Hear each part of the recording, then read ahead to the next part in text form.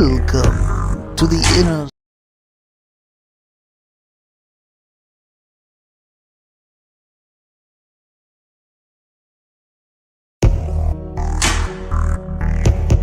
Welcome to the inner sanctum.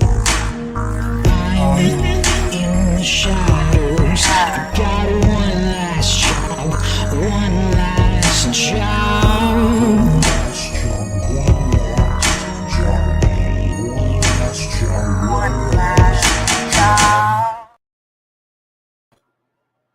Well, hello everybody. Welcome to the Inner Sanctum. Sorry for the late start. I don't really understand what happened. The link was not working. Anyway, so we are good to go now. Real quick before we get our guests in here, few updates. Let's see. First and foremost, we have a big tabloid-style article that is going to drop on Wednesday, and it's quite an important one for anyone that's been wondering what's up, what's going on, what's happening next. So that's coming out on Wednesday. I believe 10 a.m. is when it's releasing on my Substack first, and then it'll be out on the rest of the socials throughout the day. Let's see. Next, the other two things are, or three things. We are ending our Twitter, and we are ending our Instagram, and I finally started a TikTok, so make sure you go check out Aaron Wright stuff on TikTok. And those are the big ones. Also, this is our first time streaming over on Twitch, so I don't know. It's been 2.5 years before we finally made the jump to start on Twitch, so we're a little late to the party, but whatever.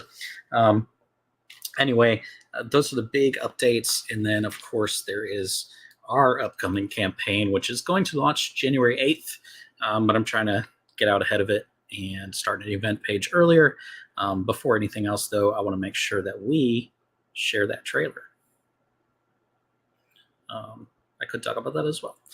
Real quick, we are going to do a one last job graphic novel. We are switching over the current format to where we did the first 2 issues. We're just going to kind of pretend that we didn't, and then just put everything out as one singular graphic novel for the people that have missed that story. The plan right now is to have an ongoing to have the same team that was on 1 and 2 to finish out the story and then just release the full thing as a graphic novel. So there will be no more single issues and one last job. That's not the cover. That's just a little graphic that I put together when I was messing around with coloring, because we are going to flip it into a full color graphic novel instead of the black and white series that it was. So make sure that you guys keep an eye on that. But that will be next summer. Before that, we do have Fall of Night coming out in January and the trailer for that.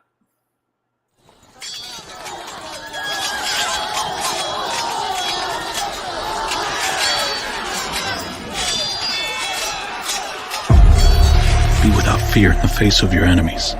This has been a story that I've wanted to tell for a really long time. Be brave and upright, that God may love thee. Exploring that fracture of faith when you're pushed too far in the name of God. Speak the truth even if it leads to your death. What happens at that point?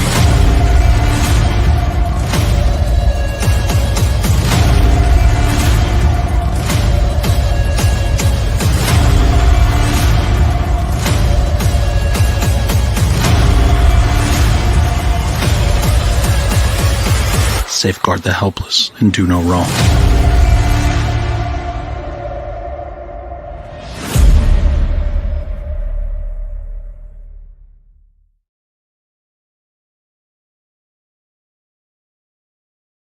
All right, so before we digress anymore, let's bring in our guests. We have Nandor, who I haven't talked to in a minute. What's up, Nandor? How are you? Hey, Aaron. Oh, I'm doing great. It's great to talk with you. It's been so long. Yeah, man. Good to have you on. We have a secondary Aaron, so we are Aaron squared tonight. Yeah, What's up, 2.0. Aaron? How are you? How you doing? I'm good. And Michael, how are you, man? I'm doing all right, guys. Hey, Aaron. Hey, Michael. Hey, dude. Great to see you. It's a reunion. Thanks for having us on tonight. Of course, yeah, we're going to talk a little bit about everything. So we'll definitely get into current stuff that you guys have going on. If anybody comes up with questions in the comments, I know sometimes people are looking for information about getting into comics and all that stuff, and I guess that's because our background with Beards and Comics. This show is a little bit more geared towards you guys, though, rather than Beards and Comics when it was Matt and I talking about our journey. This was something that I wanted to do after we ended the regular podcast, so that I can continue to support everybody like you all, and kind of get eyes on stuff, and just have some sort of other outlet where you guys can relax and talk rather than have to focus on, like, I don't know, doing a show yourself or something. So yeah, I'll do what I can. What's up, Joe? I hope you're doing well, man. Should give a quick shout out to that. I think we have 12 days left on the Atreidian Justice campaign. If you guys haven't checked that out, it was a first-time creator. Joe is the illustrator, and I was privileged to script it. It's a really cool story written by a 50-year-old Texas deputy, and it's pretty dope. And for a first-time campaigner, the dude's just killing it. I think just a little while ago, he hit the 150 backer mark. Oh, wow. He's over 4,000. Like, it's just for a first time, insane. Nice. So make sure that's checked out. Before we get into anything too crazy, I like to play a game. So Boy. let's play a game. Everybody prepare your brains. Oh, God.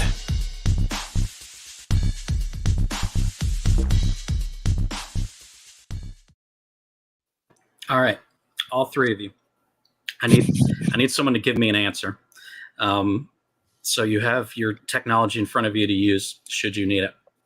But I need to know something. I need to know what the M's in M&M's are for. Not the wrapper, the candy, M&M's. I would like to know what those M's stand for. So, somebody figure it out. Tell me. Might and munch.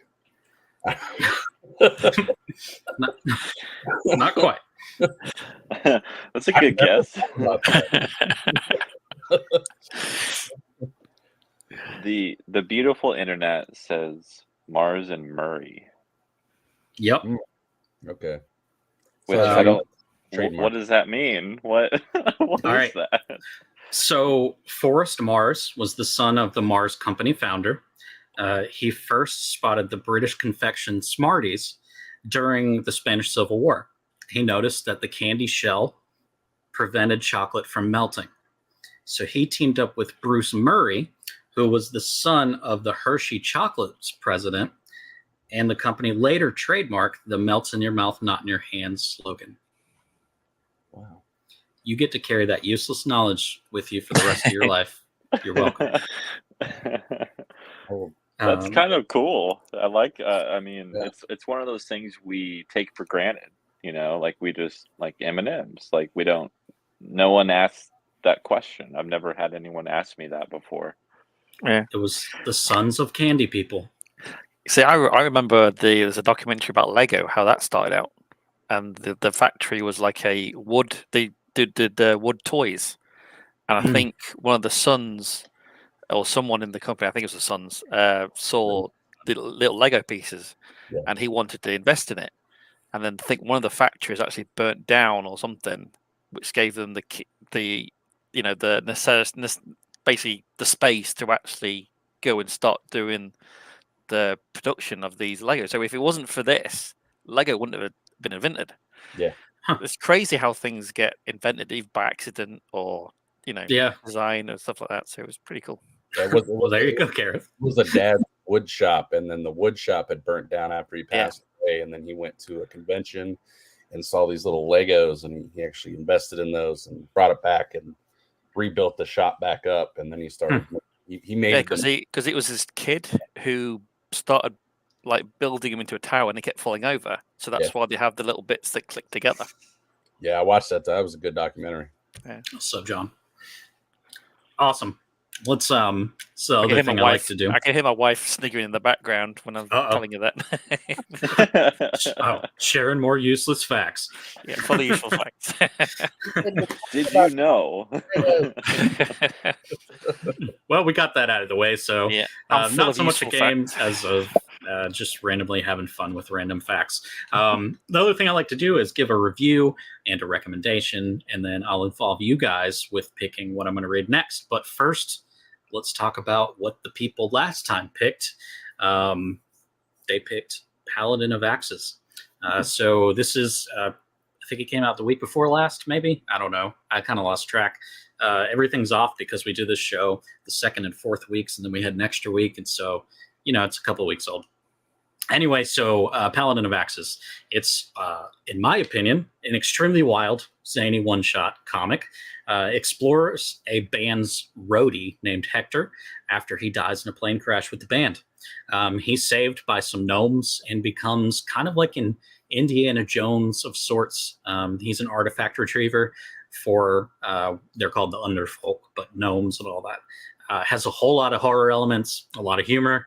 The art was really good, and it's also from the creative team behind Analog.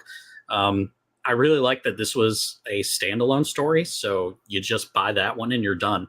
And it also threw some curveballs in there, and it had kind of a pleading ending to like trust your heart, almost like there was a moral to this crazy, not what you would think is a moral story. So if you guys are into horror or anything like that, check out Paladin of Axis. And yeah, it's a lot of fantasy elements too. My recommendation is Trove. All right, so I used to play this game on the PC back in the day when it came out in 2015 or something. And then I just forgot about the game for a long time until the fiance and I were just playing random games on Switch, and I downloaded Trove. And so I play it a lot now.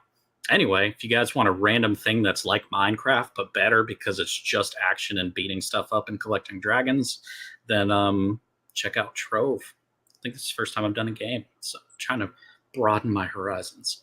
And then last, you guys have to help me. So next episode, I will review one of these four. Everybody give me your thought, vote, whichever one. If you need to know more information about any of them, I can look them up. But we have Geiger Ground Zero from Image Comics. This is like there's another series called Geiger, but this is a prequel. I think it's going to be 2 issues. And then there's Dungeons and Dragons Fortune Finder #1. And then there's Godzilla Rivals versus Mecha Godzilla #1. And then Carnage #1. Geiger. Yeah, I like the look of Geiger. That was pretty cool.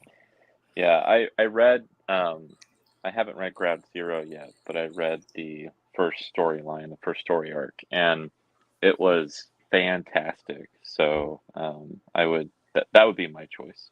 Yeah. Awesome. It shall be done. All right. So next episode, I'll do a little review for Geiger and come up with whatever everybody's going to pick next time. Let's talk about y'all's stuff. I don't know who wants to go first. I guess Nandor's a fox in the corner. So what's new? What's happening? Man, thank you. Just first of all, thanks for having me. It's great to catch up and to talk comics with all of you. And I feel very welcome to be in the inner sanctum. This is so cool, and I've really been enjoying your podcast and this series. So it's been great. But I've been, on the grind here. I launched the Fabled Offering, which is my sci-fi fantasy one shot on October 17th.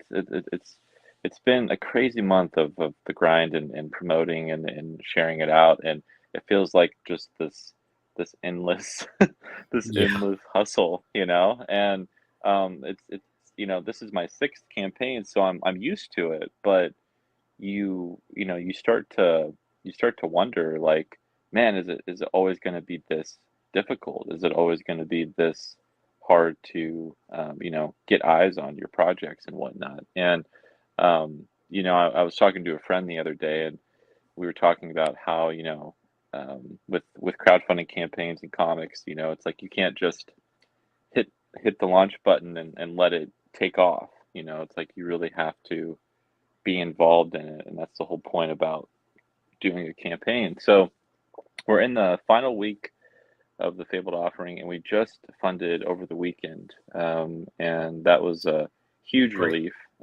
Yeah, very, very. I feel very blessed and pleased and excited, and it feels like all of this has been worth it.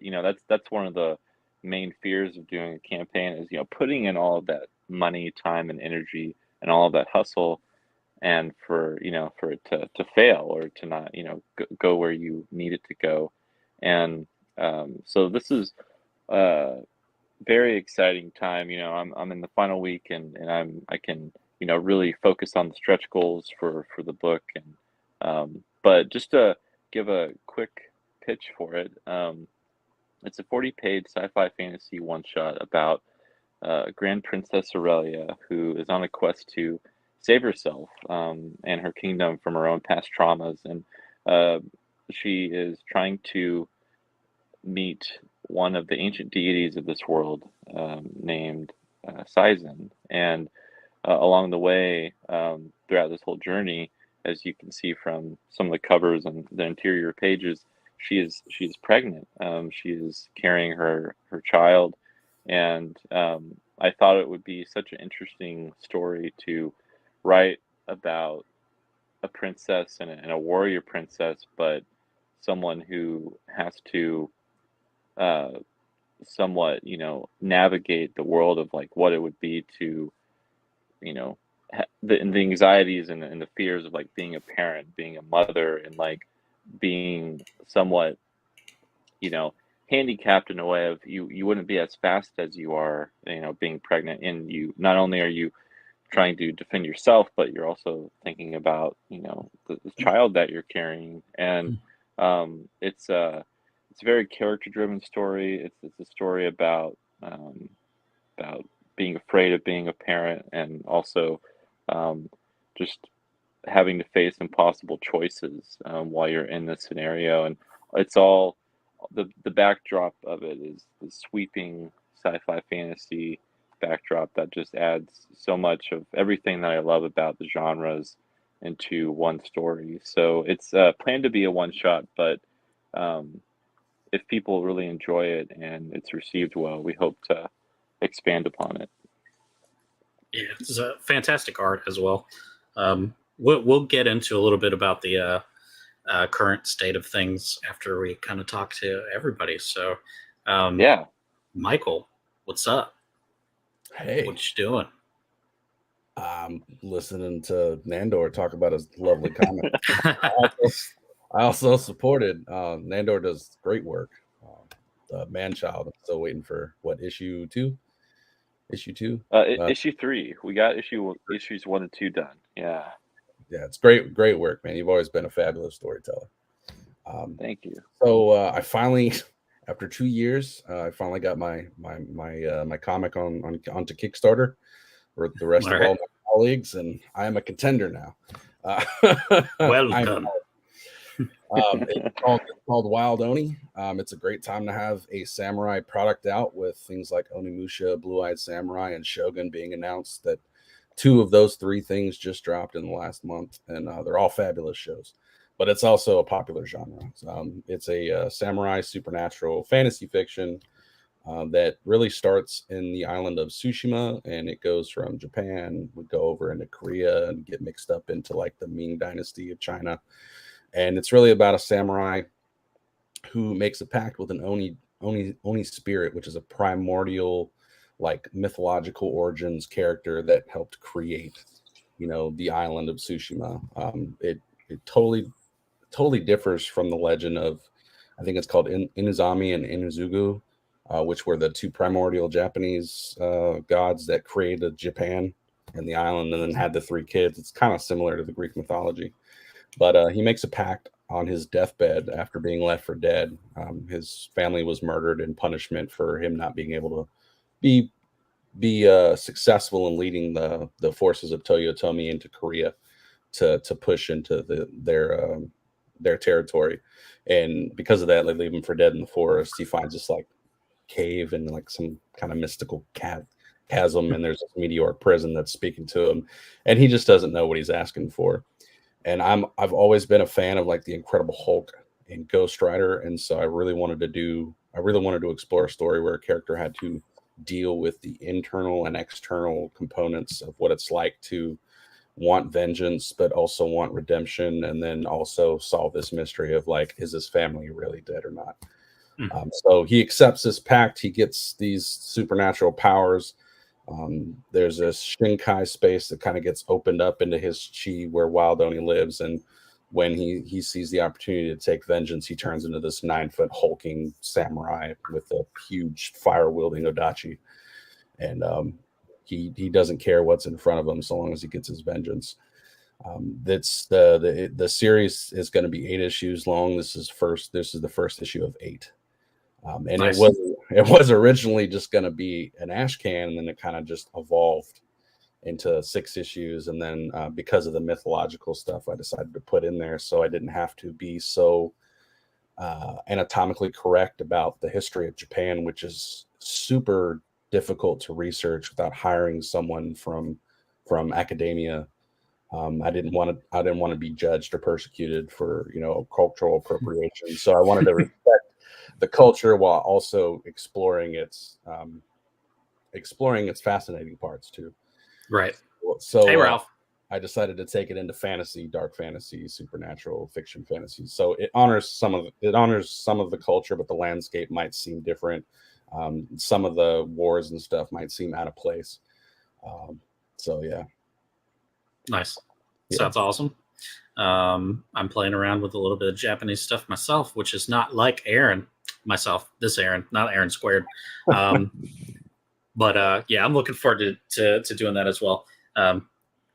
Quite different in the vein that I went through to tell the story that I want to tell, and it's not really a samurai character, but he's in that world. So Gotcha. Anyway, Aaron squared, what's up? Hey, how's it going? It's going. Tell us all about the Gray Man. The Grey Man is my little take on exorcisms. So if you like bone-chilling terror, The Exorcist, Exorcist Believer, that kind of genre and films, then this is definitely for you. It follows a kind of local small town sheriff who gets a call that there's a disturbance at a local farm. He basically goes to investigate, and there's all like blood and death, chaos everywhere.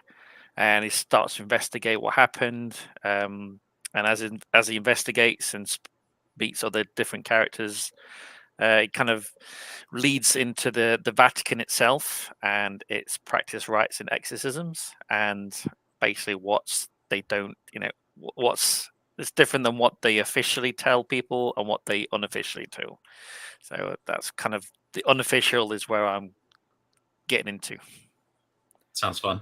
Yeah. So very. It's all black and white, so it's very kind of horror themed. The artist Hernan is amazing. He's really nailing it.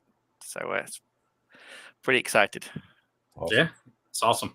Let's see. So it's your 3rd series?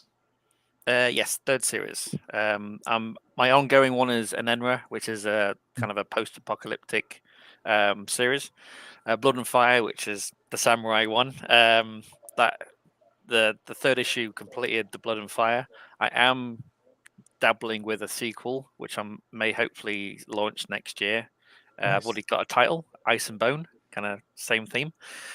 See what you did there. Yep. So, but that one is going to be a definite end. I've already got it up in here. I just have to write the scripts. So that's on the cards for next year. But I'm concentrating on getting the Grey Man kind of out there and hopefully, fingers crossed, funded. So I can continue that. But it's all written. It's a 10-issue series. So fingers crossed, get the first one out there. I'm not sure if launching it this late in the year was a good idea. Seems to be like I think some people are struggling to get the word out, but if it doesn't fund, then I'll always try again next year. Yeah, it seems to be Blood and Fire, the first one didn't fund, so that's right. and now Yeah. it's been really really successful. So we'll have There's to wait and always see. second chance. Yeah, that's the Oh, good yeah. thing about Kickstarter. You can always come back. Well, you guys Dust are off. all live now. I mean, how's everybody feeling about the current landscape of crowdfunding and Kickstarter? Personally, it's a struggle. Though strangely, the third issue of Blood and Fire was really successful. I think it was funded within a week. And then the fifth issue struggled. And I don't think I got funded until like the last couple of days. And again, this one, I don't know if it's just the genre or just the late in the year with Thanksgiving and Christmas on the horizon. Yeah, yeah. I don't know because I don't know. It's a difficult landscape too. Usually horror does pretty darn well. Which so how much longer do you have left in yours? So quick check. I got 4 days left. Okay, all right, and you're pretty close, right? What in funding? Yeah. No, I'm about 54%. Okay, all right. Well, I mean, at least you have the last 3 days are going to usually have a bump. But I'm it's hoping. been freaking. It's been wild. Like I mean, I had my trade campaign earlier this year, and I was like, man, I got to completely rethink the way I do this stuff. I mean, it funded, and that's great, but like nowhere near what I needed to get out of that campaign. And it did kind of help me a bit, like in a different way, where it's like, all right, because I knew it was superheroes, I knew it was going to be difficult, always has been with the superhero stuff. That's my sixth superhero campaign, fifth or sixth, I don't remember. And I pretty much that's the deciding point of like, well, we got the trade out, so now it's time to just use the trade at shows, and because they do fairly well at that. But as far as campaigning for that kind of stuff, ridiculous. But I tried it anyway. Did fund, not great. Hoping that I'll see things kind of turn around with doing a different genre. And I'm honestly trying to mess around with my formatting and how I plan to release these things. So I've been putting a lot more thought into am I going to keep doing floppies, or am I going to do like a premiere issue and then a full trade or full graphic novel? Like that's where I've been lately. So luckily having different guests on every week, I get to pick everyone's brain. Yeah. I think because my high end tier is like you could actually be in the comic as a main character. Right. I mean, one of the issues of one of the campaigns of Anenra, they're great. They kind of 3 people, were really into it. This time, no one seems to want to be immortalized in a horror comic. They don't want to be possessed. Yeah, I mean, there's so many different characters you can be in. You can be a police officer. You don't have to be possessed. There are other characters, but yeah. I got 4 spaces in my campaign where you get your head chopped off in the next issue. To redeem your honor for portraying your president. So I've only sold one of those. I went all out with this campaign after being a part of like 40 plus campaigns, and it's just tough. We got Project We Love, which helped a little bit, but I only redeemed like 4% of my pre-signups, and I don't. Yeah, I saw that post. That's what. Like, yeah, it's rough. Like I don't know where they went, man. Maybe it was from being in pre-launch for like 6 months. Which I've got plenty of pre-launch notifications, so someone must have saw it. So if you're watching this and you're out there, please come back.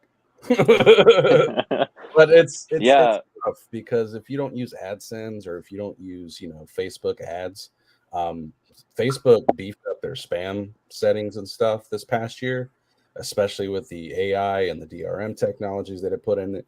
Even if you do a native post and you share to a group or page, they've given power to all the groups and pages to where they can choose to turn that off and you get automatically flagged. So the chances of you anchoring a post to maybe your podcast page or even your main site or even your business page and trying to share out to like, you know, ISBN or Comics Unity online group on Facebook, it's either got to go through an approval process, which means if your link isn't in the post, nobody can find you, or if they don't look at it, it never gets approved. You can't go back and put your link on there.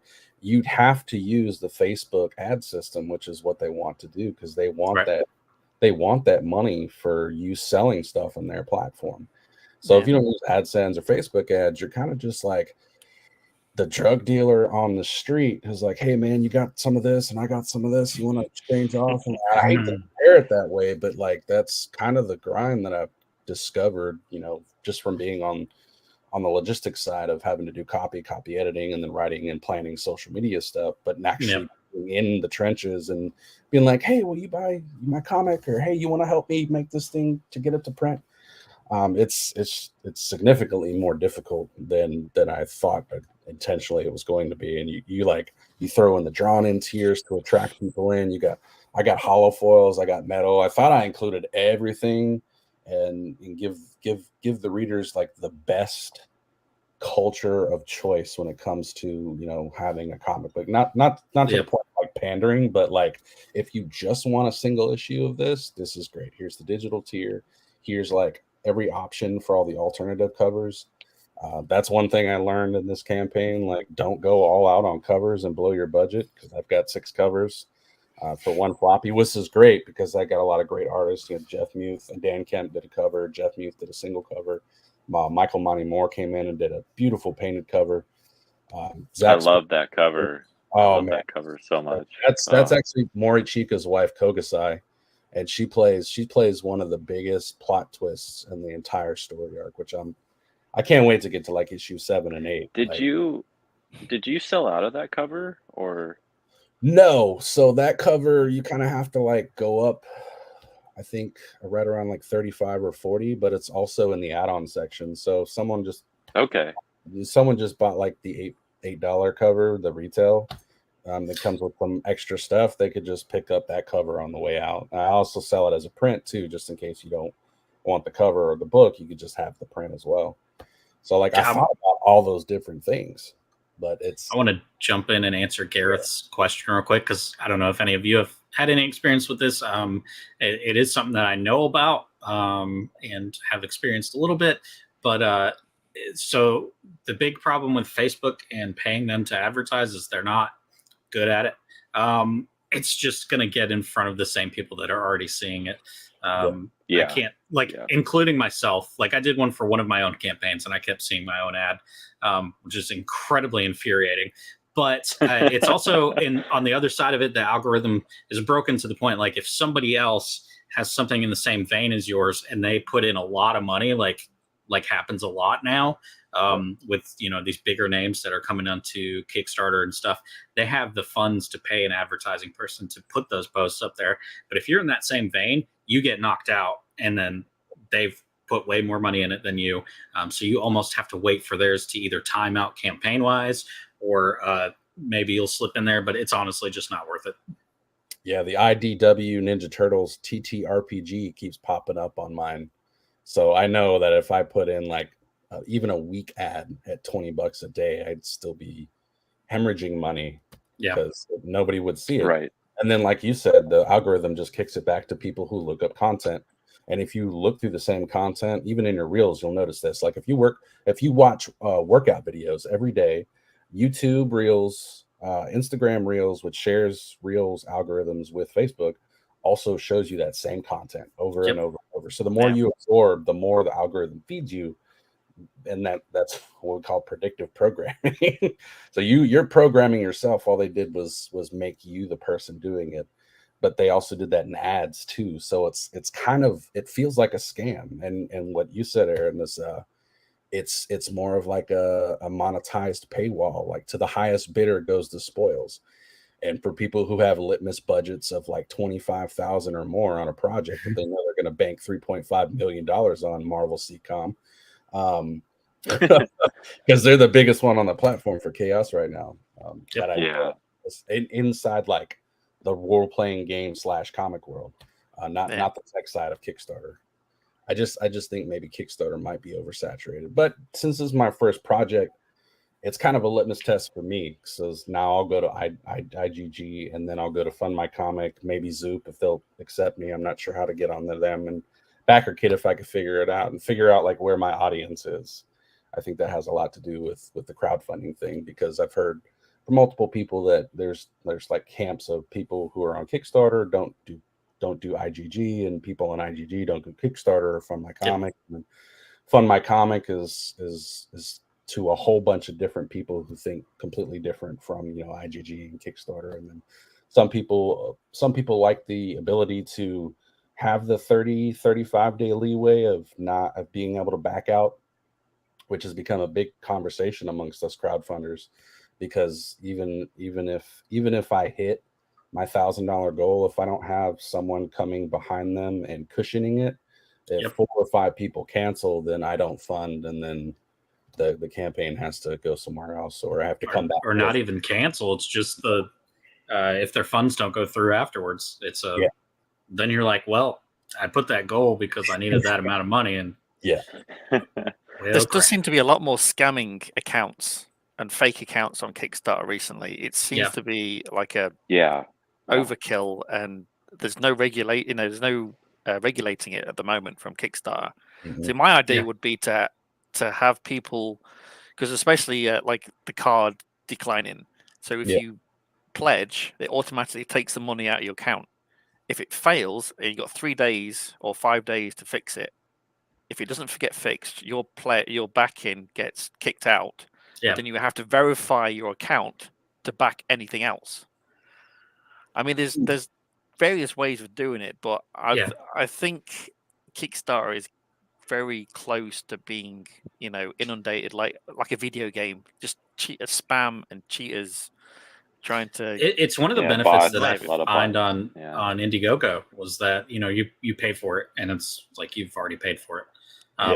If they can infiltrate that same mindset with Kickstarter, that'd be fantastic, because this whole I can't tell you how many people post every day. It's like, oh, somebody threw $5,000 in my campaign. Like, I can't wait to see how long it takes before they take that out. Especially if they picked a tier first, because then they've locked other people from getting that tier. Ridiculous. It's need a report button. Well, they are starting to ban certain accounts, but there's so many, it's hard to kind of like report every single one. So if they just redesign their platform, I think that would help a lot of people out. Yeah, but when I launched, like not only do you get people that back and then cancel it, or if it's a bot or whatever, but you get all of those like scammers that are trying to get you to pay money so that they can promote your campaign. I think I got like 30 messages within the first like 12 or 24 hours of the campaign, and just like all these messages, like just asking like, do you need help? Do you need help? It's just crazy. Yes, but I actually need the help. I usually pick one and just start messing with them. Yeah, for sure. Because I remember one message just it's like, how's your campaign going? How are you promoting it? I just said, well, I'm shouting from my rooftop. That seems to be getting people's attention. And he just ignored it and went, well, I can help you. It's like, no. Or you just be like, I don't know, it's been pretty rough. Can we set up a time that I can talk to you on the phone? Just I need some advice. I need help, please. Just to jump in real quick, like I have found this particular campaign to be still somewhat challenging, just because I've done a few, and you're always trying to learn from your past campaigns, and you're always trying to learn like what worked and what doesn't work, and what are people looking for, and just seeing how Kickstarter has changed over the years. And I think my biggest frustrations with the platform right now was I do believe this particular month, I think I think the month of October, I think it had the largest amount of comic crowdfunding campaigns and like I don't know how long. It was like over like 300 or something that were being live or going live or whatever. And I mean, I feel like that's probably because a lot of people had the same idea of like I don't want to launch in November or December because that's when the holidays are coming up. So this is like my last chance to launch because that's kind of how I thought about it. I was like, I don't want my campaign running while Thanksgiving is happening. You know, Same. while people are going out shopping on Black Friday. You know, they're not going to be thinking about an indie comic, probably. You know, some people might, but there's that. And then, you know, in the past year, I've seen this unfortunate rise in NSFW content and covers and all of that stuff. And that's been really discouraging to me because I don't do those, but also I feel bad for creators like me and other creators who are starting out or they're really serious about their work and they want to put out good work and good quality work and they have to compete with just, you know, the lowest common denominator of like attraction, you know, when it comes to you know, covers and trying to be, you know, I get sexy covers and whatnot and you know it gets people's eyes, but it's just really discouraging to see so much of it at such a scale that it feels like it buries other people's campaigns. So that's what really aggravates me.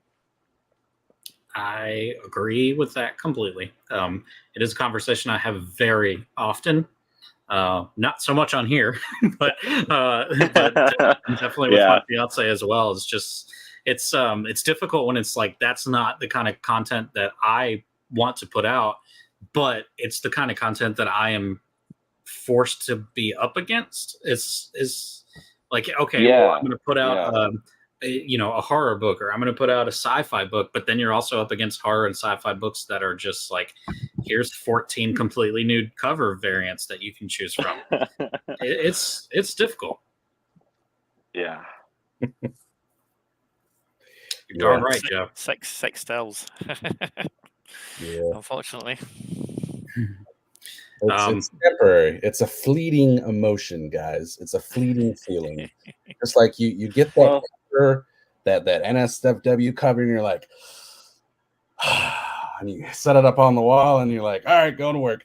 And it's like, yeah. I love that you said. I love that you said you put it up on the wall, but you didn't say read it. Yeah, and that's how most people read it though. That's it. Like people, they're just buying a cover. Like I swear, like there's no way that the people that are buying those covers are like really serious about what the interiors are or like what the story is. Like I mean, it would surprise me, you know, but you know, it's just they're paying for a cover. They're paying $30 for a cover when you could be paying, you know, $20 to $30 for a substantial reading experience that, you know, you'll have forever. But I think that's going to be a battle that you're always going to be up against. So like I'm starting to just kind of accept that in my head that I'm not going to have a $30,000 campaign because I'm not going to have one of my characters nude on the cover. And that's, by the way, that's fine if you're into that kind of thing. It's fine. I'm not saying that it's evil and that you shouldn't do it. If you're into it, that's great. It's just personally, as a creator, as a writer, it's it grinds my gears. When did it happen? The beginning. In the beginning. It started off as small, and then it took up, and the creators just like threw an NSFW cover out there every now and again to see if they could make that 8K, 10K, 20K leap. But don't be discouraged, Nando, because I've seen creators who've put 10, 12, 15, 20 years into comics, and because they stuck with it for so long that their presence in the industry and their ability to tell stories and put out content eclipses that NSFW experience, that fleeting experience that people paid, you know, just to have, or, you know, that one thing. So, I mean, hang in there, buddy. It's gonna be okay. Like we're gonna make it. Like those of us who have Go depth. punch a wall. Yeah, great story. They'll Wait, have. let me that mute myself and punch the wall real quick. But you'll have a shelf of like things that you could be proud of. I think at the end of the day, you know, looking at what everybody else is doing is great to an extent, but then you need to decide what everybody else is doing. How does that best serve you? And sometimes it doesn't. Yeah. So yeah, Gareth is new to the scene and crazy. You'd rather put out a solid story. Yeah, you know, the most unfortunate thing of all of it, honestly, is that you'll find people that are really, really good storytellers, and then they realize like that's where all the money is. So then they just stop telling good stories and go to the money. But like then I know other people that are like, oh, I put out other people's books that have those because it brings all the money into my company, but then I continue to tell the stories that I want. Again, another thing I just couldn't do conscious wise. But if you can, then hey, more power to you. It's just not who I is. I mean, I guess it also depends on the story too. Like if you're telling like a spy thriller, right? Then there's bound to be some like sexy scenes. I mean, not in mine. Who's ever One watched Last Job? The One Last Job doesn't have like any crazy sexy stuff.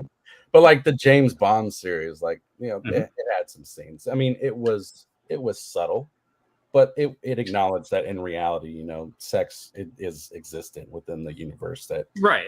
Well, Bond girls was there's a reason the term's Bond girls. Right. But it still wasn't what these covers are.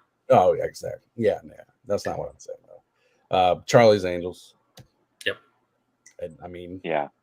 The female version of Bond, they were sexy, tight suits, did really cool action shit like most guys do. But I mean, I'm sure if they would have had some NSW covers, they would have sold more DVDs. But some people prefer to live in that genre of storytelling, while others tend to live in like, well, what's the meaning of life, and you know, what's it mean? Or what's it mean to be a good mom? What's it mean to be a mom while also being the most badass warrior in the land of like fantasy and science fiction, you know? And that sets you apart. So, all right, Aaron Squared, who do you want to make mad? Nobody. I want all backers to be beautiful. Back my shit. What a dream! Everyone is valuable. Everyone is beautiful. Yeah. On the inside as well as the outside. Especially if it's an NSFW cover. No. What are you guys looking forward to? All right, of course, getting your campaigns done and funded, but I mean, like over the next, let's say, year, like what kind of ideas do you have? What's your 2024 is looking like? I have a pretty exciting 2024 ahead of me. I mean, I if all works out, you know, I've been planning on continuing, you know, Man-Child and my other series Seasons, and I'm going to be launching Volume 3 of Seasons next year, and Issue 3 of Man-Child, and also I'm working on a new series that I'm really excited to announce soon, hopefully. But it's something I've never done before, so I'm really excited about that. And then I also have a short story coming out in a anthology put out by the Global Frequency. It's going to be in their Mavericks anthology that I'm really excited about. That really proud of that story. So that'll be coming out next year. But I also want to finally hit some bigger conventions. I'm really trying to get into C2E2 next year, and I've never done any really large conventions. I've only ever done small shows and signings, and you know, probably the capacity would be around a few, you know, to 5,000 people at the most that I've ever done. So I'm excited to kind of get my name out there a little bit more, you know, having like meeting people physically more, and having those interactions with customers and consumers, and you know, backers too, and like putting a face to the name of people that have supported my work for so long. And I'm really looking forward to that, because I feel like, you know, with the pandemic and everything that's happened, I feel like cons are finally getting to the point where they're kind of getting back to normal. So I'm hoping to take advantage of that next year. Sounds awesome. Michael, what's up? So much opportunity. I will finally have something to sell at a con. So I'll be experimenting with local cons and consignments. I know some really cool celebrities that would love to do some stuff. I'm hoping to do some celebrity covers, maybe test the grounds with cosplay. I still have the podcast going strong, so we're going into a third year for that with comics and Pop Tarts. Still going to be editing, still going to be writing. I am going to try and query an agent because I do not want to have to do this grind with looking for writing work while also doing all the marketing stuff that I've been doing for the Kickstarter. So this past year, I wrote a pilot for Mossy Productions in Australia. Now that the strike is lifted, he's going to be selling that to LA sometime for the rest of the year. Maybe it gets picked up next year. Maybe it doesn't. I don't know. That's a game changer. So that might throw a curveball at me. It would be a welcome curveball. But I have some spec scripts and comic scripts, and since the genres have become somewhat of a cohesive hiring process in the last couple of years, where comics writers have been called up to do adaptations for film and consulting and stuff, it's not a far cry that that an agent wouldn't be interested in someone who can also write comics, including film. So Right. I'm hoping to do that. I'm not going to do any big cons. I'm still going to keep to the small ones. So there's Kaiju Con in Alabama. There's a con that comes here. Fan Expo is doing something cool at the Coliseum this year that I'm going to try to get into in October, and they might come back again next year if it works out. The problem is they started their table prices off at about $250 to $500, which I've heard is normal on the West and East Coast, but that to me down here is a little high. So there's another con that comes to the Coliseum aside from that show, and I'll do that, and maybe some anime fests and stuff. But other than that, I'm working on an anthology project with a team of writers that I've recruited over the last year, and I just secured Ray Dillon to do a painted cover for that. It's going to be a novel. It's not going to be a comic, but it has high hopes to be adapted later on. Because when you're trying to build like a universe and you want to tell a bunch of stories, the best way to proof a concept is publish it any way you can. Yep. Gamal Hennessy says that in the realm and medium of comics, in order to secure your copyright, you'd have to publish at least 2 issues. Mm-hmm. And then that's not including getting the serial number from the U.S. Library of Congress. However you go, I use WGA to get my ID number for the script itself, because if not, then you leave yourself liable to people echoing you or trying to steal your idea. So the best way to do that is to wrap it up in a novel where the idea, the names, locations, and stuff are all protected, and you don't have to do that but once. And then you could just come back and adapt it later, because it's nothing to take a short story and turn it into a script. I mean, we've all been writing for a long time. It doesn't take me but 10 minutes to draft up 6 pages as far as like a page by page outline goes now. I've been doing it for so long. So yeah, those are kind of like my 2024. And then building an online merchandise store that people can go to and just add into my stuff on my my professional portfolio that I just relaunched so that I could find more work. Other than that, man, that's it. Awesome. Aaron Dose. I've never done a con before, so I'm really wanting to start getting into that, since I've got quite a few comics now I can put out there. Yes. Next issue of Enenra, hopefully next year, launch that. Fingers crossed, if the Grey Man 1 is successful, then 2 obviously will be next year, and Ice and Bone sequel to Blood and Fire. So they're my 3 major things, plus the con, if I can fit that in somewhere. That would be pretty awesome, because my son, he cosplays, so I'm sure he'd be up for doing a con at some point this year. Yeah. So I can sell and he can go out and spend the money I make. That's awesome. Well, sounds like everybody has some good plans. So, you guys are always welcome to rejoin whenever you have stuff going on. I try to not schedule a super far way out and then just post and be like, who needs to come on? It's working a little bit so far. It is a little frustrating, but it's just a different way of doing it for me. I'm not used to it. But yeah, is there anything else that anybody feels like talking about or just wants to cause trouble about any other particular subject? I'm not touching Marvels, that's for sure. I haven't seen it yet.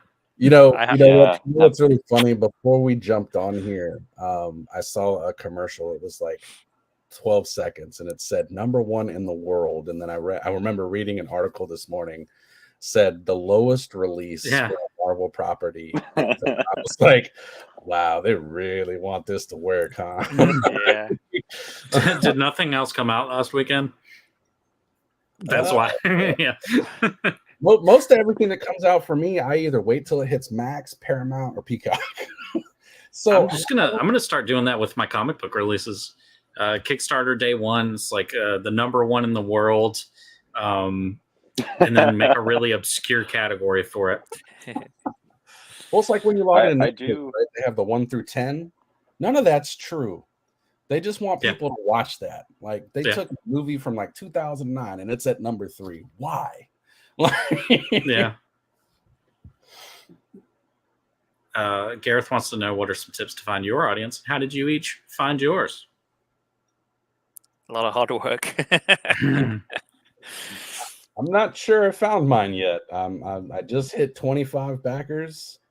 I thought maybe Samurai, Supernatural, and Demon Slaying would be enough, but I mean, maybe they're all demon slayed out from the All Hallows Eve event. Maybe they decide to put all their stock in the Polito crossover. Maybe they're saving up for a Switch too. Come on. Maybe. Anybody else? Nandor, what's up?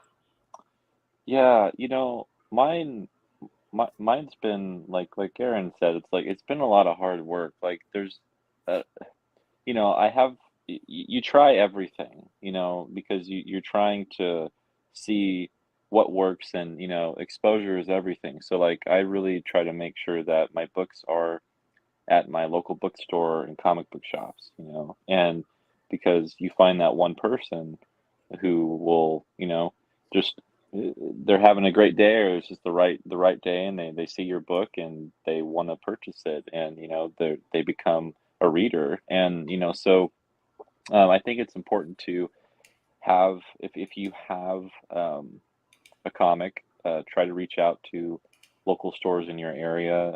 I've been able to do that, and a lot of them are very welcoming, and they're usually, most of the time they're kind of excited because they're like, oh, there's actually someone here who cares about their local shop, and also they want to support you and all that stuff. So it kind of works out, and you can build relationships that way.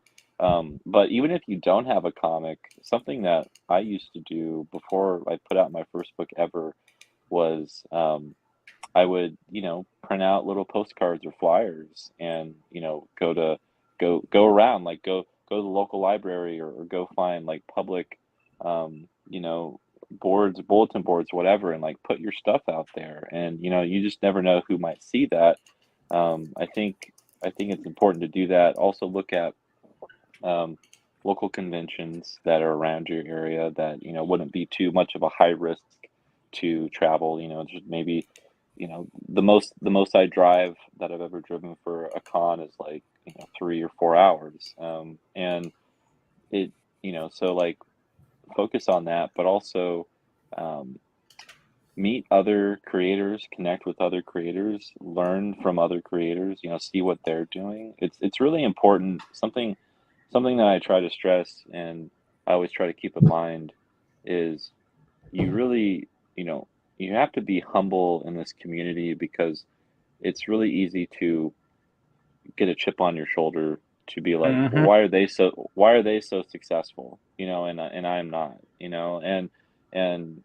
but the way you mitigate that, and you learn from those people, and you try to watch and see, well, what are they doing that I'm not doing, and is it my book? Is it the way I'm presenting it? Go down the list. You do a little inventory scan or housekeeping, and you try to figure out what it is. And I think that's really important. So, like, I've made some amazing relationships with other people who make comics, and it's awesome. Like, if you can find people that share your passion, that love talking comics, and that you can, you know, um, really get along with it can really it can help your campaigns, it can help your books, it can also just help to be around other people so that you can learn from them. So I think trying to meet people is really great, the networking side of it, but also just trying to be humble and learn from each other and try to figure out what you have to offer. And that's something I've always struggled with in the years that I've been making comics. It's like, okay, what do my stories have to offer? What do I have to offer the comics community and readers? And how can I emphasize that and hone in on that so that when people see my stuff and they see that I'm working on something that they'll have an idea of what they're in for, but Mhm. they'll also be like, this is this guy really cares about what he's doing, and why shouldn't we support him because he actually cares, and that's something that I'm always looking for with people. It's like, like, or do you want to make comics, or do you want to make comics? That's kind of how I look at it. Yeah. I Yeah. mean, I'm in a few Facebook groups, on chats and things like that. They always give good advice. I always trying to share my preview a lot. At least a month before I'm actually launching. To get feedback from other creators, but also to get the word out there to cross promote as well. That's another Mhm. thing. If you can do like a special. I did a special cover for with a War Lion and Blood and Fire, like a big poster you'd print you'd get back in both. So that I think that helped a great deal. It's it's very hard. It's a long slog. It's definitely not a quick fire round where you get Yeah. instant success. So just hang in there and keep going. Really. I think you just hit it. It's just the keep going part. Yeah. The longer you're at it, the more people are gonna get to know who you are, your name, local shows as well, because then you're meeting your local people, and they'll be the ones that surprise you and just are kind of always there. But yeah, I mean, stuff like this going on shows. That's how I've made a lot of the friends that I've made in the comic book industry. Is just going on shows, and then like you'll be a guest with somebody else you've never met, and you'll be like, I kind of vibe with that person, and then you don't be scared to say, hey man, it was great to be on that show with you, like add them up as friends or whatever. And then cross promo, like you said, is huge. I mean, don't be scared to cross promo. Yeah, QR codes, the best. Just go on there's so many free websites out there. Just type in your link, create that QR code, and then copy it and print it off and stuff. It's so much hassle, less hassle. You had a question. You had a question pop up. Yep, about how do we? Most comic shops are tough to let indie comics in, especially down here in South Texas. How do we break that barrier? You break into their comic shop at night, and then you leave copies of your book. Is my best suggestion. It's really as easy as walking in the store and being like, "Hey, man, I'm a professional comic book maker. I just finished a run. Would you be interested in taking 5 or 6 issues?" Most of the time, if you're like a first timer, they're not going to pay you for them. It's really hard for people to get into like previews and stuff. Since Diamond's down a little bit, people have been getting picked up. Like creators like Tony Cottrell just got Advent Comics into previews, which is the sister. And there's more distribution, I'm sure, that's going to revolutionize that stuff. And now that you have the Comics Union, sky's the limit for an indie creator potential. But it's really a matter of going in and making, some type of pedigree with the store owner and being like, hey, like if you want to get like a store exclusive cover, you They cover the art, you pay for the print shipping, and then you're in their store. Like, you could do it that way too. There's a bunch of different ways to go about it.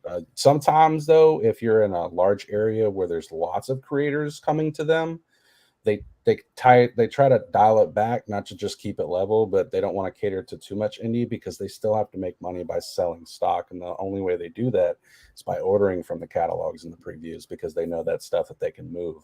Indie comics is, if you're not bringing an audience, they're taking a chance on you.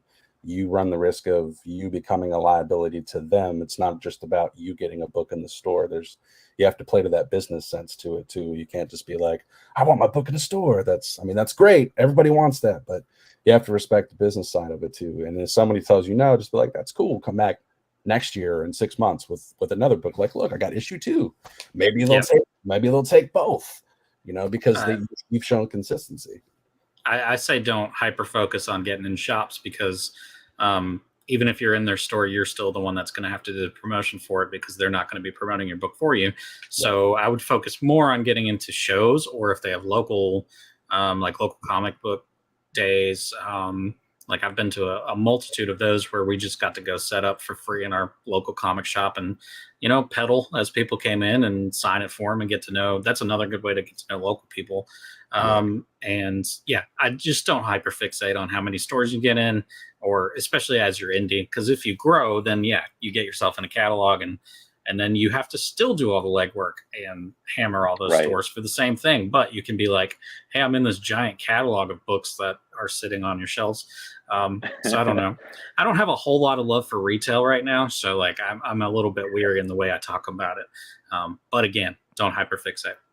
I dropped. And everyone's a little different, it depends on the owner, who's there that day, or, what their specialty is, if they care about a local scene.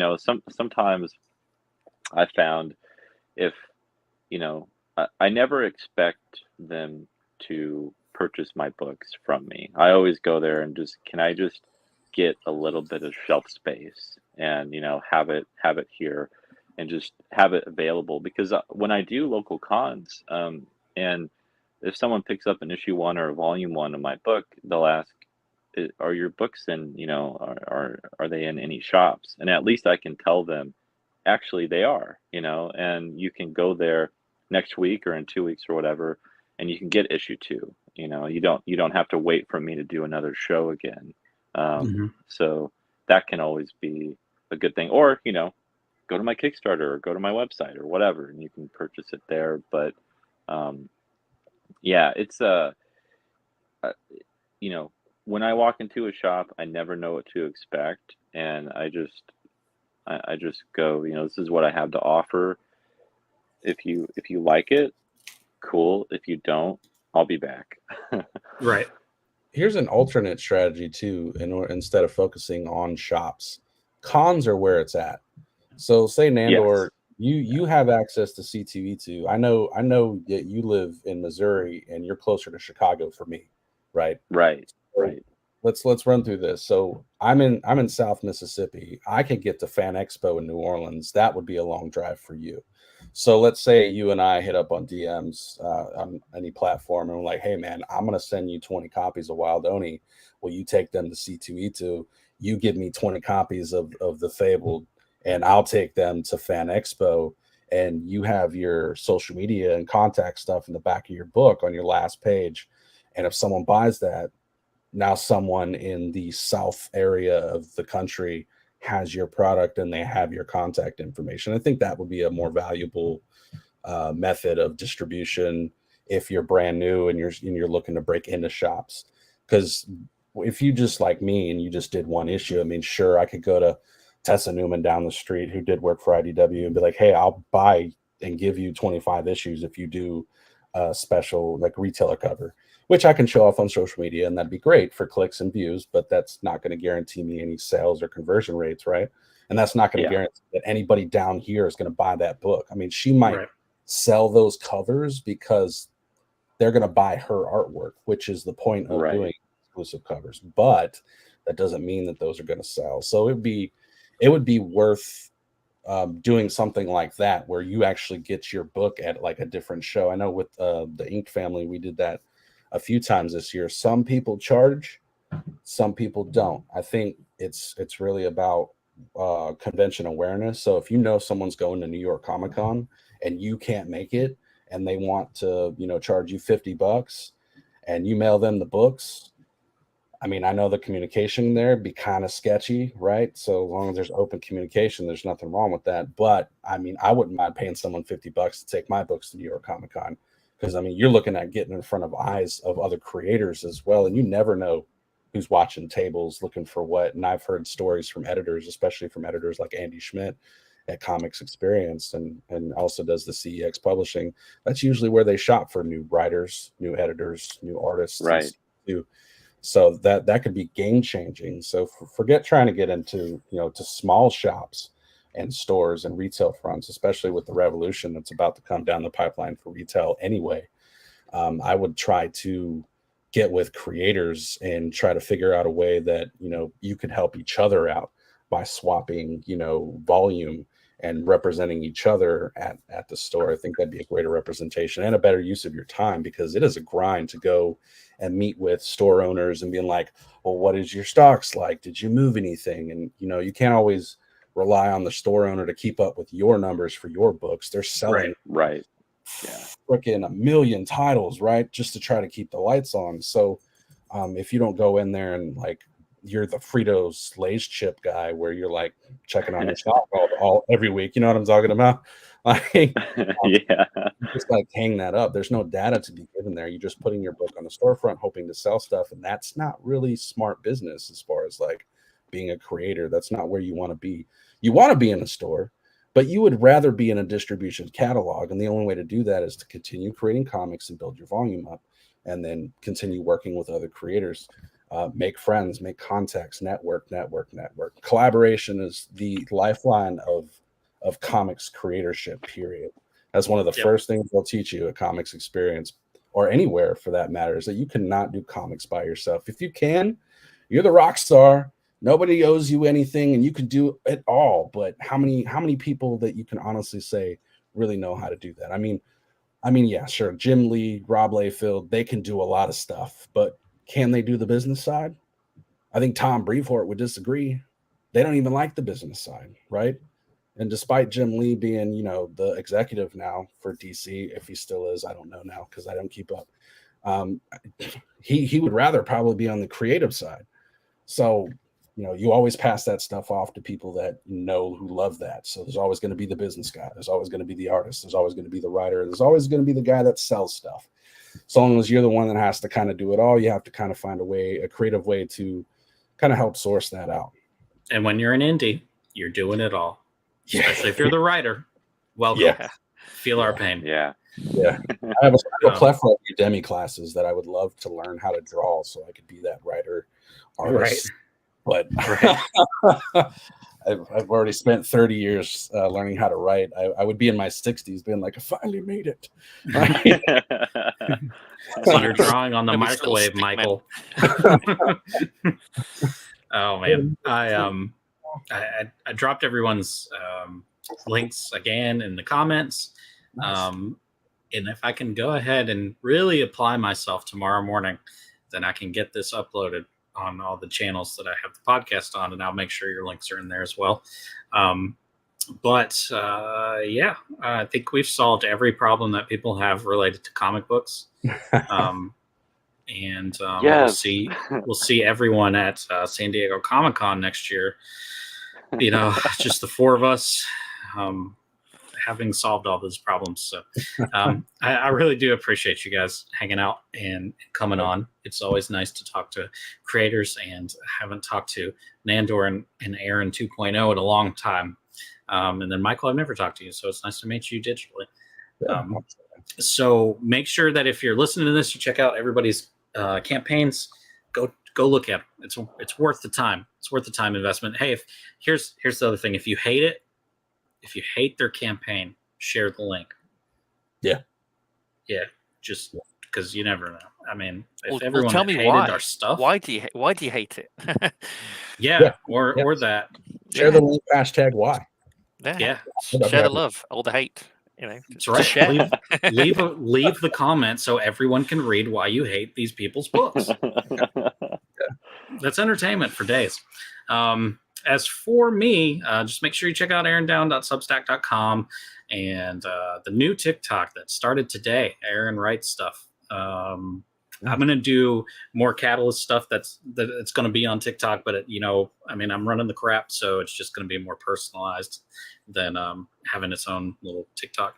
And then Facebook, Catalyst Comic Studio, and I put that on there because I'm going to actually start using it again. 2,500 people on there, and I just haven't even posted on there in forever. Wow. So go check that out. And then Fall Night's coming in January. Check all these great people's campaigns out. Who do I want to pick? Aaron 2.0, give us, as we end this stream, the final word. It can be a string of words or just one word, but give us the final word. Back.